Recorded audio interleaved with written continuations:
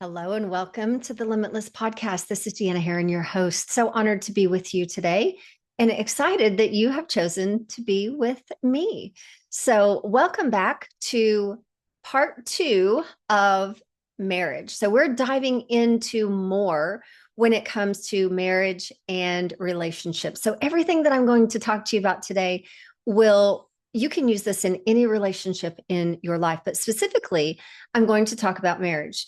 And I'm going to tread on this topic lightly, but very firmly. But before I get started, I want you to understand that the things that I'm talking about in this podcast, and when I'm talking about marriage and relationships, this excludes those who are emotionally, physically, or sexually abused.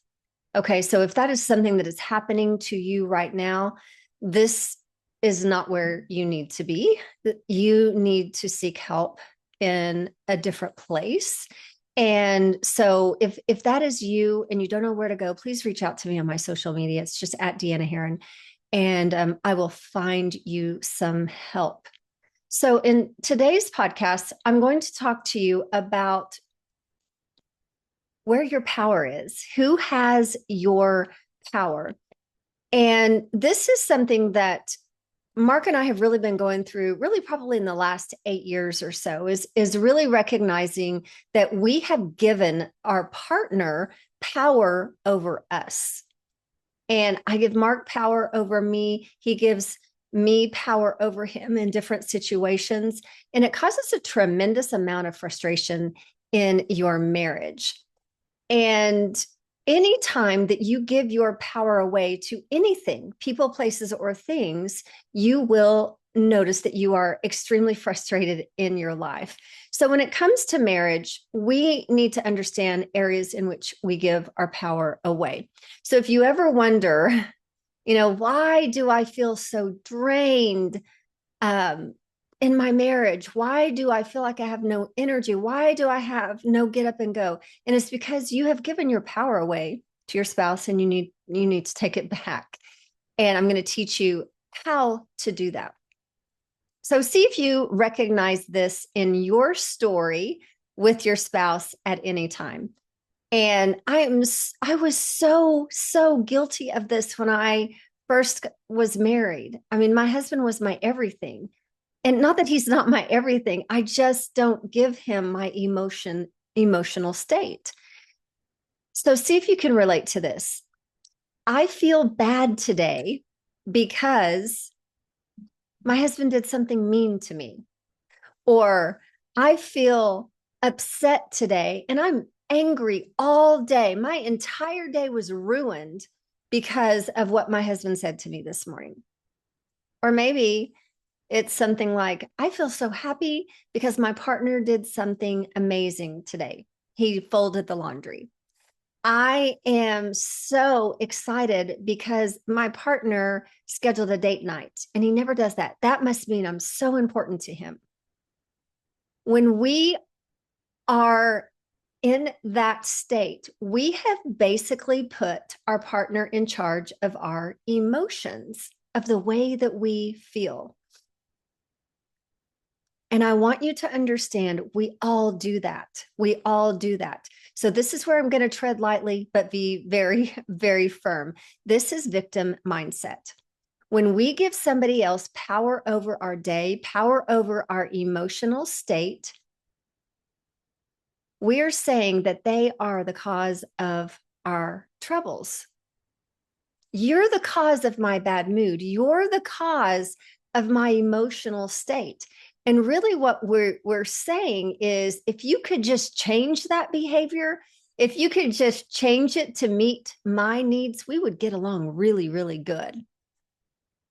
And so a lot of times we seek to change our spouse if they would just change. Now, some behaviors, I will agree, probably need an upgrade, but it is not our job to change our spouse. And if we're trying to do that, we will be extremely, extremely frustrated.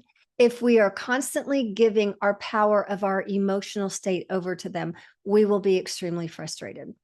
And so what I want you to understand is this really is not the way a relationship is designed. You know, we have learned through our upbringing, through our schools, through our friendships, maybe through our parents, that we react. We are reactors to different things. So if we are in traffic and someone cuts us off, some people react more than others, right? We scream, we honk, we give them the middle finger, whatever that is, we react. We have been taught that. And our reaction is based on our conditioning of what we have seen, heard, experienced. So we react based on conditioning. But that reaction, I want you to understand, when you react, it's not a choice, it's not free will. It's just old conditioning, because you have a choice whether you react or whether you respond. You have a choice. And Mark and I have learned that we both react.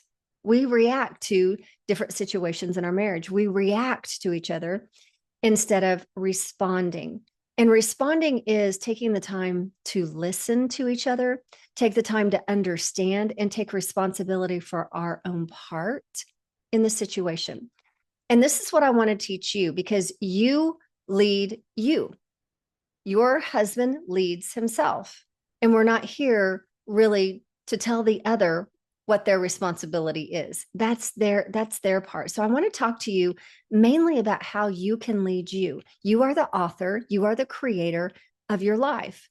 And so allowing your emotional state to be up to somebody else is not leading you. And leading you means I have authority over myself. I have the inner authority to direct myself, to direct my behavior. You're given that inner authority. That's the choice. And it's practice. It is definitely practice, and it is a skill set that you will learn over time.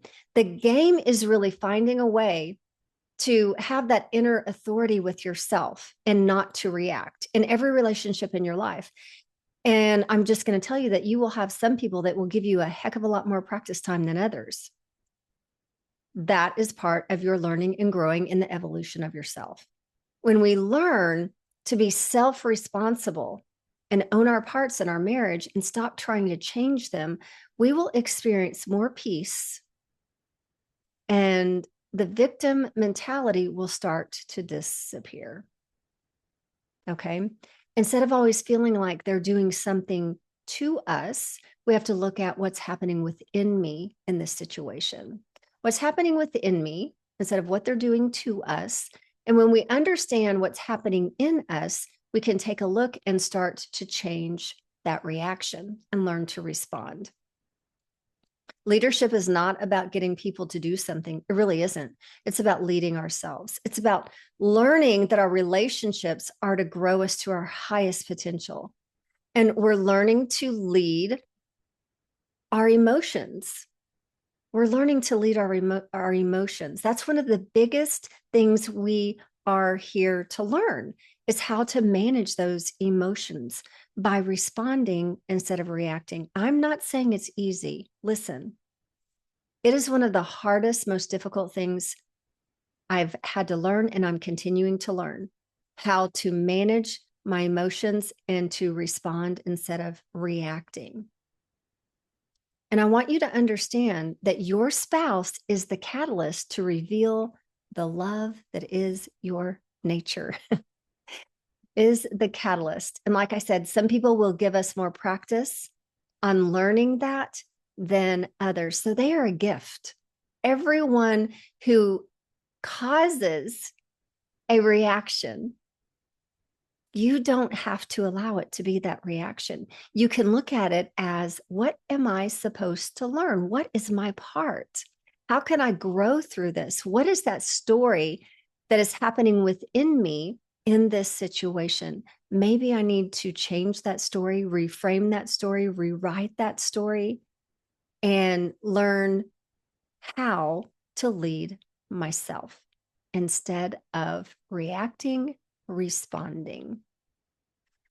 So, marriage part 2. Who is leading you, my friend? You will have the most peace in your life when you recognize that we cannot change anyone. And when we try to change anyone but ourselves, we will be extremely frustrated. And so release that frustration and learn to self lead. I love you and thank you for joining me. See you next week.